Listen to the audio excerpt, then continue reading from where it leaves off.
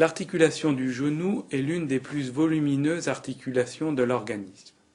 Vous allez devoir apprendre sur cette articulation l'anatomie des surfaces articulaires impliquées, le système ligamentaire, l'existence de ménisques.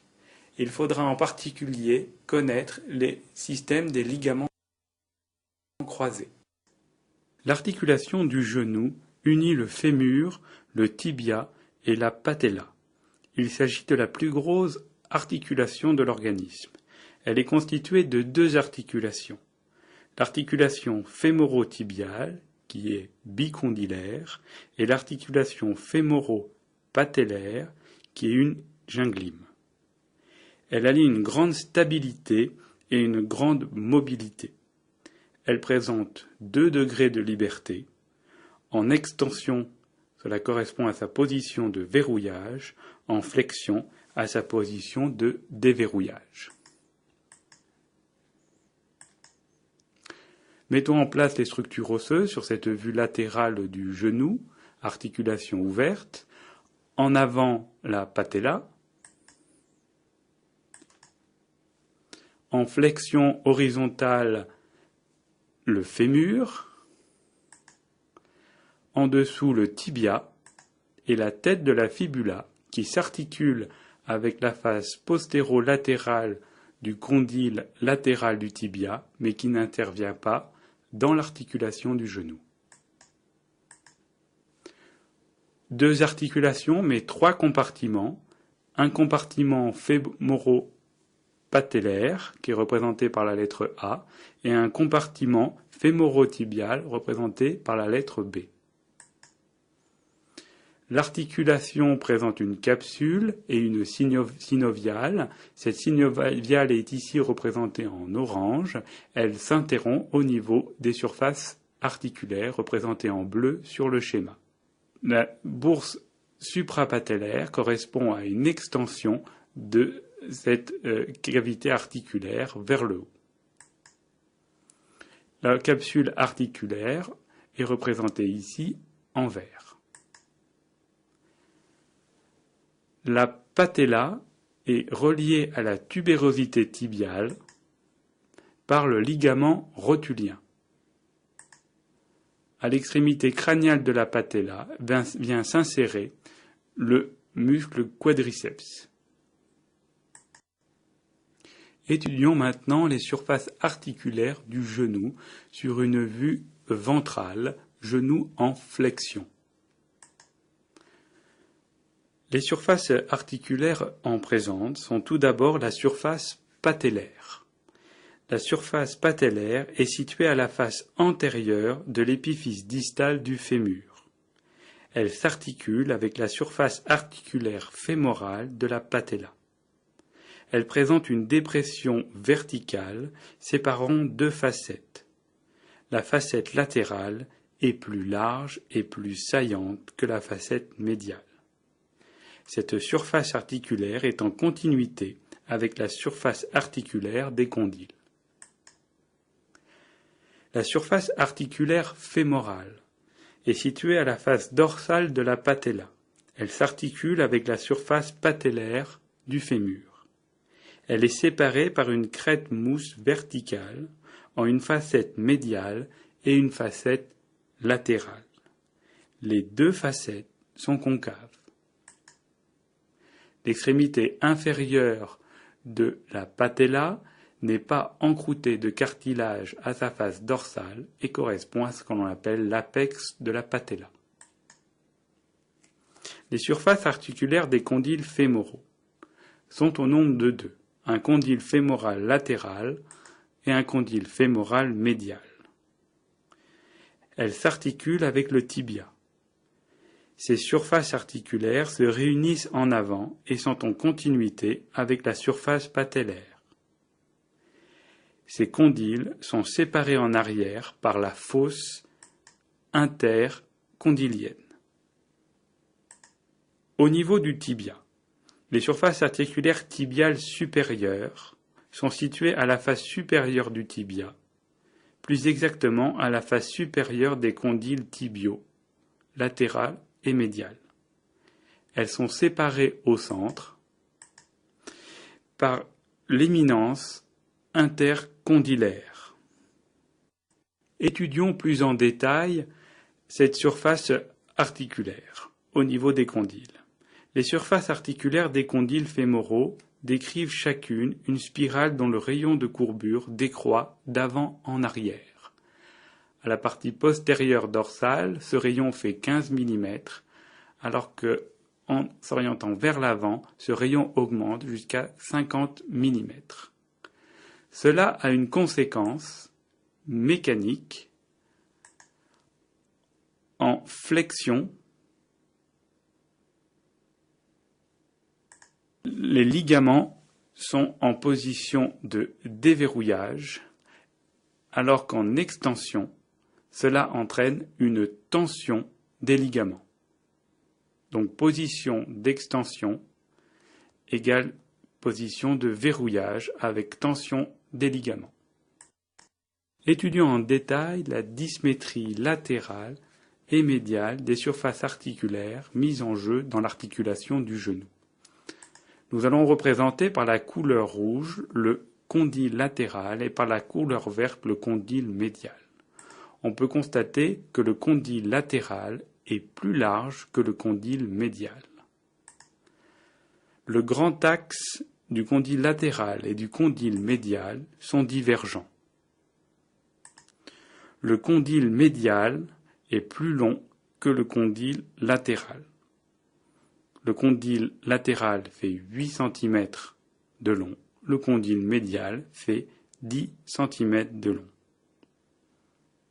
On constate aussi que le condyle latéral est moins saillant en arrière que le condyle médial. De même, le condyle latéral est moins saillant en bas que le condyle médial.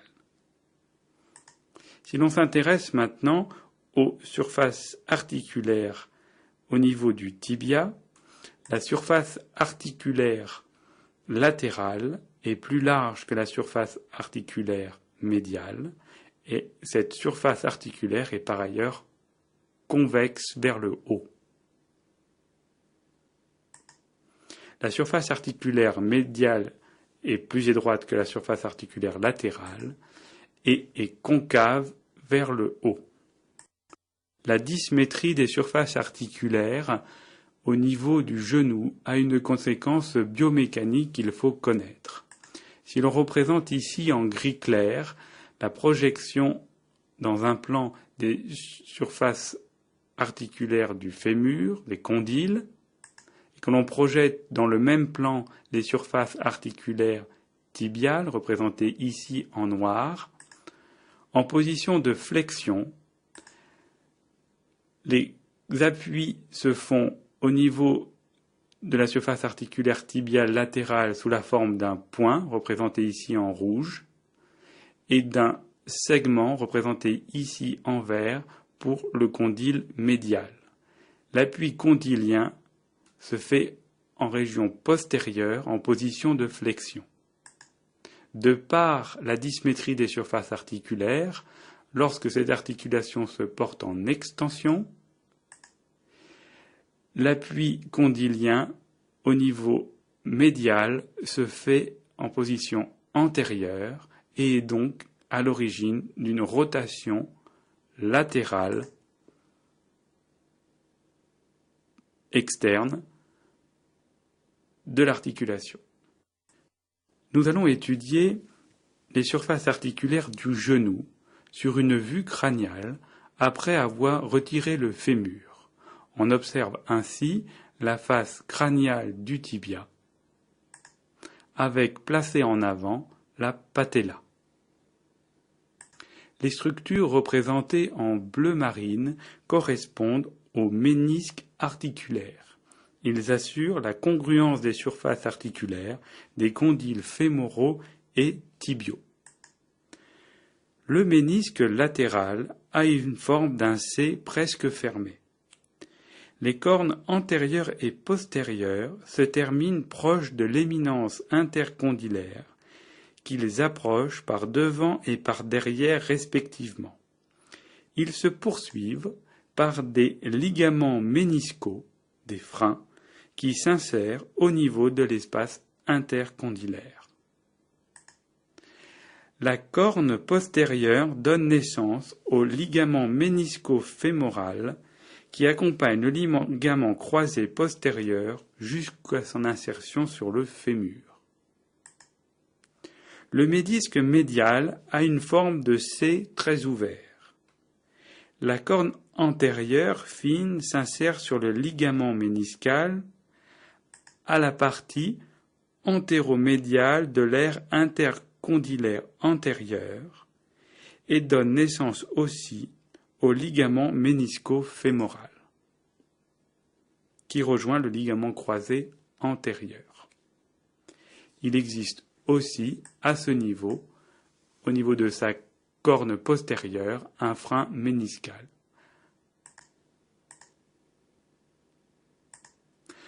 Entre les deux cornes antérieures de chaque ménisque est tendu un ligament. Il s'agit du ligament transverse du genou. Il existe par ailleurs de façon symétrique des ligaments ménisco-patellaires qui unissent les cornes antérieures de chaque ménisque aux bords latéraux de la patella. On place aussi sur ce schéma, que l'on verra plus en détail, le ligament croisé postérieur, qui s'insère donc à la partie postérieure de l'articulation, et le ligament croisé antérieur, qui s'insère à la partie antérieure de l'articulation. On va compléter ce schéma en mettant en place ici le muscle poplité. Ce muscle poplité s'insère à la face postérieure du tibia médialement. Il croise en arrière l'articulation du genou et se termine sous l'épicondyle latéral du fémur. Il existe un ligament ménisco-poplité qui connecte la corne postérieure du ménisque latéral à la face ventrale du muscle poplité.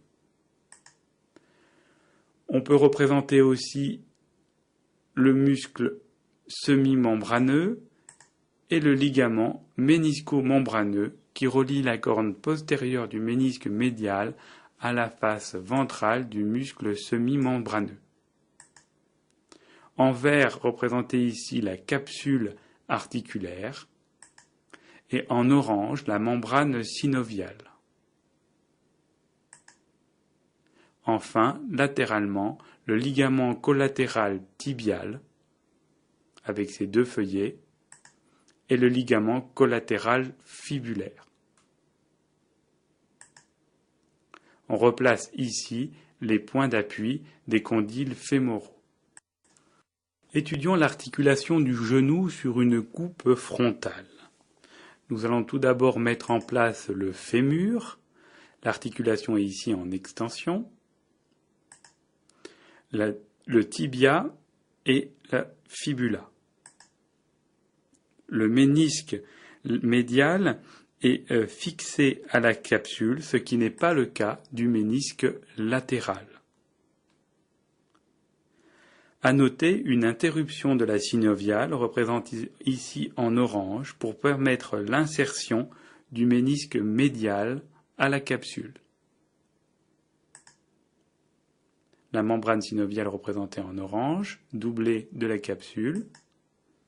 Le muscle poplité qu'on a vu précédemment. Le ligament collatéral fibulaire, qui est un cordon épais de 5 cm de long, tendu de l'épicondyle latéral à la face antérolatérale de la tête de la fibula. Entre lui et la capsule articulaire, en dedans, passe la terminaison du muscle poplité. Le ligament collatéral tibial, qui correspond à une longue bandelette fibreuse de 10 cm de long et qui est constituée d'un plan superficiel et d'un plan profond, est tendu de l'épicondyle médial à la partie proximale de la face médiale du tibia. Le rôle des ménisques. La transmission des forces au niveau de cette articulation se fait d'une surface articulaire à l'autre. C'est ce que représentent les deux petites flèches noires. Il existe un contact direct entre ces deux éléments osseux.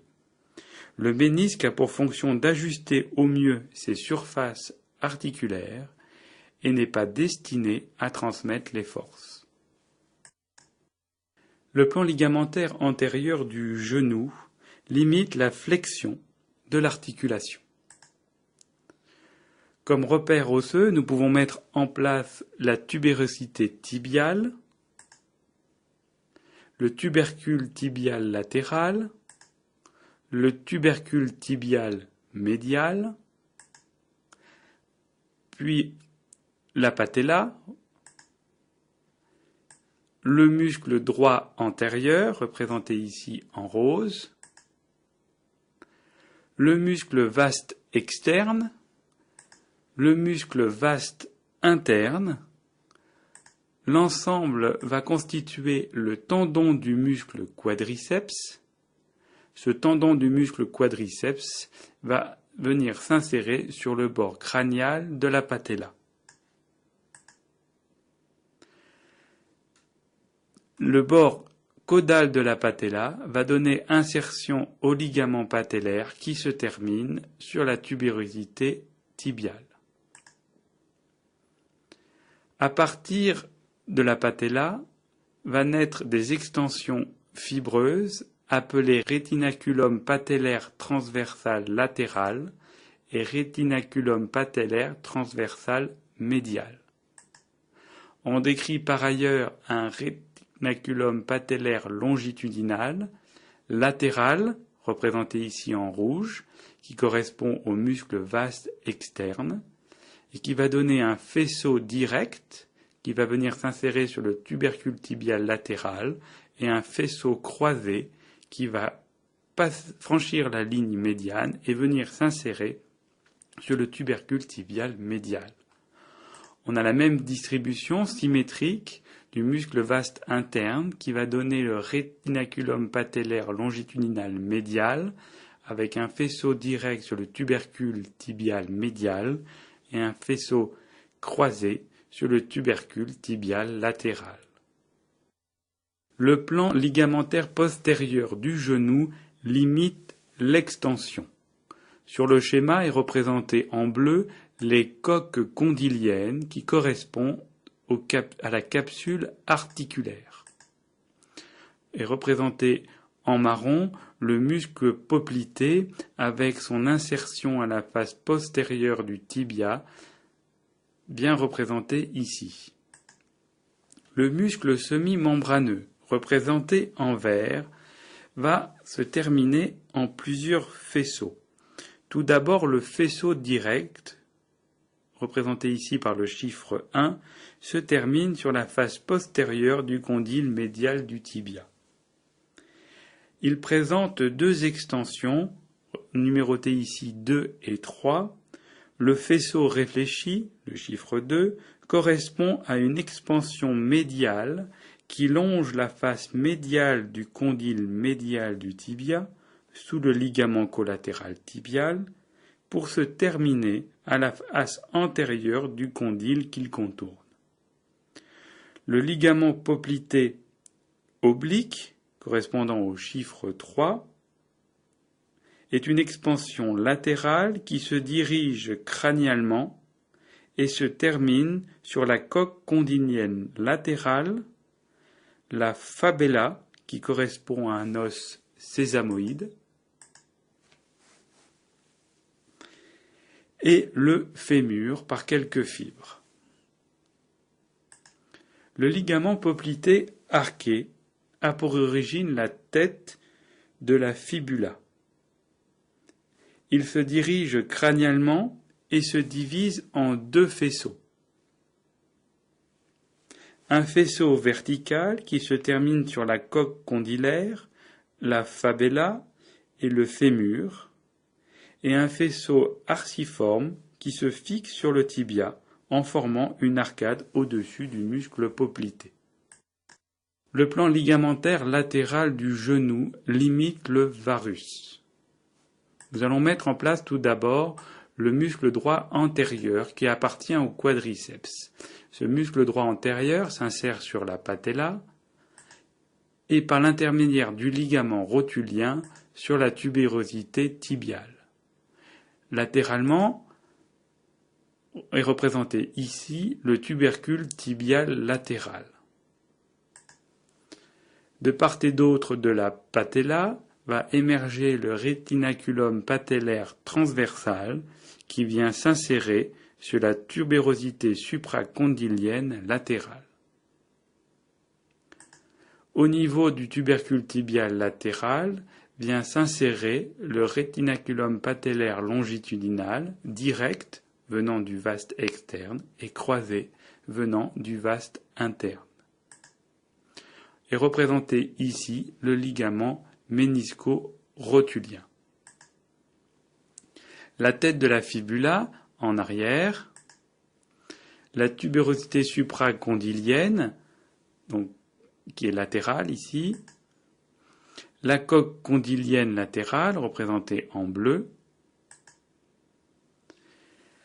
et représenté ici le ligament collatéral fibulaire qui s'insère de la tubérosité supracondylienne latérale jusqu'à la tête de la fibula. À noter que ce ligament collatéral fibulaire est dirigé vers le bas et en arrière. Le muscle poplité, le muscle biceps fémoral qui a été récliné, et enfin la terminaison du fascia lata, c'est le tractus iliotibial.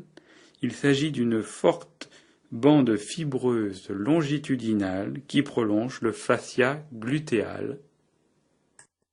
Le plan ligamentaire médial du genou limite le valgus. On remet en place les mêmes structures, tout d'abord le muscle droit antérieur, la patella, le ligament rotulien, la tubérosité tibiale. Le rétinaculum patellaire transversal, les rétinaculums patellaires longitudinal, direct et croisé, qui s'insèrent sur le tubercule tibial médial. Le ligament ménisco-rotulien, la coque condylienne médiale, représentée en bleu, et le ligament collatéral tibial, avec son faisceau profond et son faisceau superficiel. Le bord postérieur de ce ligament se confond avec la capsule articulaire. L'insertion du muscle semi-membraneux, dont on a vu en détail les différents faisceaux, est représentée ici. Les muscles de la patte doigt, avec leur terminaison à la face médiale du tibia, il s'agit du semi-tendineux, du muscle gracile et du muscle sartorius. À noter que le ligament collatéral tibial est dirigé vers le bas et l'avant. Nous avons vu tout à l'heure la rotation latérale du tibia lors de l'extension. Cela est la conséquence de l'anatomie des surfaces articulaires. Mais cette rotation externe en extension est à l'origine d'une mise en tension et d'un serrage des ligaments collatéraux.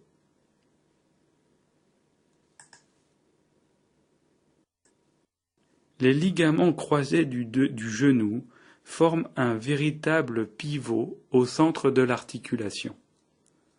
Il s'agit de ligaments de la région intercondylaire. Ils sont intra-articulaires mais extrasynoviaux. Ils sont croisés entre eux dans le plan sagittal et dans le plan frontal. Le ligament croisé antérieur, représenté en rouge et dont l'acronyme est LCA, naît au niveau de l'aire condylaire antérieure, à la partie antérieure. Il se dirige depuis son origine obliquement, en haut, en arrière et latéralement. Il se termine sur la partie postérieure de la face axiale du condyle latéral du fémur. Le ligament croisé postérieur, dont l'acronyme est LCP, naît au niveau de l'aire condylaire postérieure, à la partie postérieure de cette aire. Il se dirige depuis son origine obliquement, en haut, en avant et médialement. Il se termine sur la partie antérieure de la face axiale du condyle médial du fémur. La distance entre les insertions distales de ces deux ligaments est de 5 cm au niveau du tibia. La distance de leur insertion proximale au niveau du fémur est de 2 cm. Si l'on reprend l'ensemble des ligaments précédemment décrits, on constate qu'ils sont croisés entre eux, mais aussi croisés avec leurs homologues. Le ligament croisé antérieur, sur une vue ventrale, croise le ligament croisé postérieur, et sur une vue latérale, on constate que le ligament croisé postérieur croise le ligament collatéral tibial et que le ligament croisé antérieur croise le ligament collatéral fémoral. Le ligament croisé antérieur est tendu en extension, mais il est aussi tendu en tiroir antérieur. Un tiroir antérieur correspond à la traction vers l'avant de l'extrémité supérieure du tibia, le fémur étant fixe.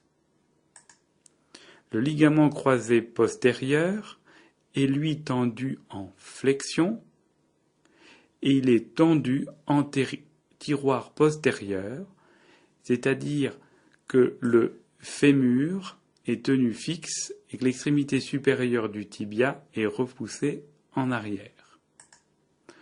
Les ligaments croisés limitent la flexion-extension et la translation antéro-postérieure.